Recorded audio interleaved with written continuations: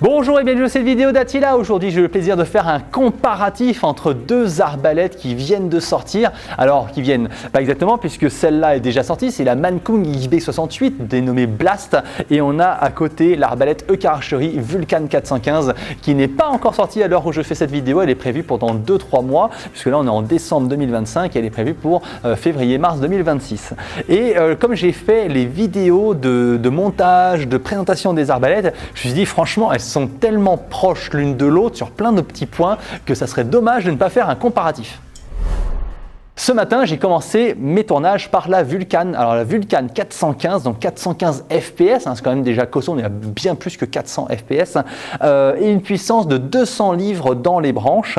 Et du coup, j'ai commencé à appréhender cette arbalète. J'aime bien les deux marques, que ce soit EK ou Mannkung. Les deux sont connus pour leur côté très robuste et on va dire j'ai peut-être un petit peu, par déformation, quelques affinités avec EK Archery parce qu'on travaille très étroitement avec eux, on a des pièces détachées très rapidement et très facilement. Quand je dis très rapidement, c'est 2-3 semaines, mais c'est beaucoup mieux que certaines marques américaines où ça met 2-3 mois la plupart du temps.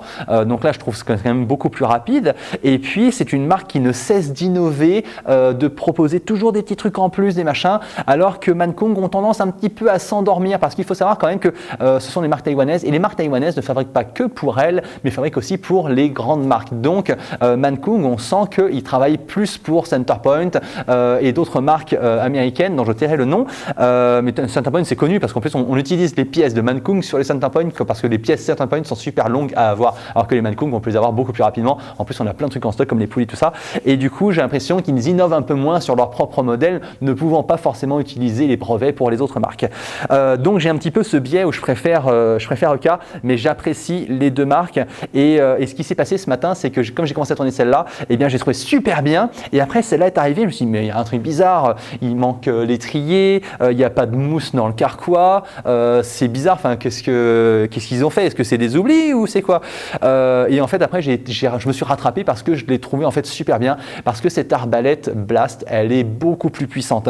Elle a une vitesse de trait entre 430 et 445 fps. Alors 430 fps si vous utilisez les traits d'origine en 400 grains, et elle peut monter à 440 fps si vous utilisez des traits en carbone de 370 grains. Et 445 fps, c'est juste énorme. Vous vous rendez compte, la puissance, on est presque à 450, c'est du niveau Ravin, quoi. Enfin, il n'y a que Ravin actuellement qui a ça. Alors, on a plus haut encore avec Tenpoint, par exemple, la TRX 515, c'est des gros morceaux, des trucs complètement dingues. Mais là, franchement, pour des arbalètes taïwanaises qui sont très robustes, j'arrête pas de le dire, mais on voit l'épaisseur des poulies et tout ça, ce sont des arbalètes super costauds, qu'on soit débutant ou confirmé, ce sont des arbalètes que je recommande largement parce que vous pouvez commencer avec des arbalètes comme ça. Et en plus, elles sont super faciles à utiliser. Et c'est ça qui est marrant parce que comme j'ai commencé avec la EK, j'ai trouvé très facile à utiliser, le bandoir est silencieux, intégré, il est fourni avec, dans les deux cas il est fourni avec, et la Mannkung, j'ai trouvé encore plus facile à utiliser malgré les 220 livres de puissance, 200 livres et 220 livres, et la 220 livres est plus facile à armer que la 200 livres, c'est un petit peu fou quand même quand on y pense.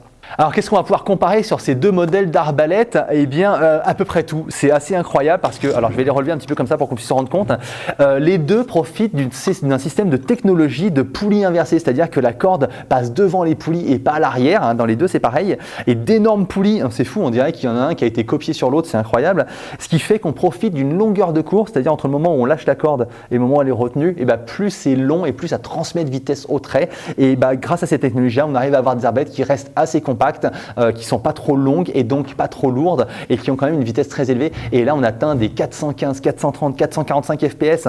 Moi, franchement, ça me fait rêver. Il y a quelques années, on n'imaginait même pas ça sur ces marques-là, quoi. Donc, c'est assez incroyable. Les deux ont une lunette Red Dot avec deux couleurs et 5 niveaux de luminosité différents. Tiens, d'ailleurs, je l'avais pas éteint celle-là. On a les bandoirs fournis avec, bandoirs à manivelle fournis avec. Alors, il n'y a même pas de bandoir manuel. Et franchement, quand vous aurez essayé l'arbalète, que vous aurez tiré avec, vous direz, je veux pas de bandoir manuel. Alors c'est vrai qu'on y passe peut-être un petit peu plus de temps, un chouïa de temps en plus à armer avec la manivelle, mais ça se fait tellement bien, c'est tellement agréable qu'on n'a pas envie de revenir. C'est un peu comme ceux qui ont goûté à la boîte auto sur les voitures, on n'a plus envie d'une boîte méca après, sauf les puristes. Comme toujours, vous ferez votre choix, vous me direz. La différence au niveau de la crosse, c'est que la EK, elle a une crosse réglable, il y a des vis, il y a deux vis à bouger et on peut régler la crosse pour l'adapter. C'est vraiment bien quand on est grand, tous les gens qui dépassent le 1m85, je dirais, ceux qui font 1m90, 1m95, peut-être plutôt du coup la EK que que la Mankum parce qu'elle n'a pas de crosse réglable. C'est dommage, mais c'est pas non plus grave. On remarque toutes les deux qu'elles ont un protège-main qui est complètement incroyable, qui est très large, très long et qui va vous empêcher de remonter les doigts sur le côté du rail et donc sur le passage de la corde, ce qui serait très dangereux. Les deux ont un système pour accrocher la petite poignée en fait de la manivelle ici sur le côté et je trouve ça super bien fichu. C'est facile à utiliser. La EK, je la trouve très bien à utiliser et elle se fait en gaucher, en droitier. Alors elle aussi, j'ai pas testé en gaucher, mais franchement elle est super bien et je pense qu'on peut inverser le support pour le mettre en gaucher, en droitier. Ça c'est vraiment top de penser à tous les types d'utilisateurs. Et puis après, qu'est-ce qu'il y a en comparatif pour finir? Eh bien la EK est livrée avec 3 traits, la Mankum avec 4 traits. Alors c'est pas grand chose, mais c'est toujours un trait de plus. Et puis après, on retrouve toutes les technologies classiques, hein, les amortisseurs de branches, les stop cordes qui réduisent les vibrations. Ça fait que ce sont des arbalètes qui sont très faciles à utiliser au niveau du tir. Elles sont très sèches. Vous n'avez aucune vibration. Si jamais vous avez déjà testé une arbalète récurve un petit peu ancienne qui n'a pas de stop corde, quand vous tirez, ça fait une petite vibration comme ça. Et bien là, quand vous tirez, c'est très sec. Vous tirez d'un coup, bam, ça tire et c'est tout. Et franchement, très sympa à utiliser. Les deux sont vraiment sympas. On remarque que la EK est un tout petit poil plus longue que la Mankum. Et puis voilà, je trouve pas grand chose de plus à dire. Si, je vois là, tiens, le bouton de sécurité. Un point supplémentaire pour Mankum qui dispose d'un système de désarmement, ce qu'ils appellent le décoque. C'est-à-dire qu'une fois que vous avez armé l'arbalète, vous appuyez sur un bouton, il y a une petite manip à faire, ça je décris dans la vidéo de présentation de l'arbalète. Et en fait, vous pouvez désarmer l'arbalète et repousser la corde, enfin la ramener gentiment avec le bandeau à manivelle. On peut le faire aussi chez EK, mais ça nécessite d'enlever le système sled, de placer un trait, d'enlever sécurité, d'enlever le trait, de remettre le truc en place, de le remettre bien et de ramener la corde. Donc c'est quand même un petit peu plus fastidieux. C'est possible et je vous le recommande parce que je rappelle que le tir à vide est formellement interdit, il ne faut jamais le faire, c'est destructeur pour l'arbalète, ça peut même être dangereux pour vous. Donc ne le faites jamais et on peut désarmer l'arbalète, mais c'est quand même plus facile chez Mankum que chez EK.